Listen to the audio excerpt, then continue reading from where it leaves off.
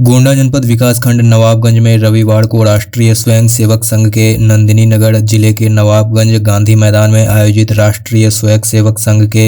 पथ संचलन कार्यक्रम में प्रांत प्रचारक श्रीमान कौशल जी, प्रांत संपर्क प्रमुख श्रीमान गंगा सिंह जी, जिला प्रचारक श्रीमान कोमल जी एवं नवाबगंज स्वयं सेवक संघ के विकल्प की ओर से स्वयं सेवकों ने गांधी मैदान के ग्राउंड से बैंड वादन के साथ कदम ताल मिलाते हुए पथ संचालन निकाला। पथ संचालन निकाल रहे स्वयं सेवकों पर कस्बे के मुख्य मार्गों पर कस्बे वासियों ने पुष्प वर्षा और रंगोली बनाकर स्वागत सत्कार किया गया। पथ संचलन का आयोजन अनुशासन और पूर्ण गणवेश में स्वयं सेवक कस्बे के मुख्य मार्गों से गुजरे। इस मौके पर विधायक तरबगंज श्री प्रेम नारायण पांडे, विधायक गौड़ा श्री प्रभात वर्मा सहित अन्य स्वयं सेवक बंधुओं के साथ काफी संख्या में लोग मौजूद रहे।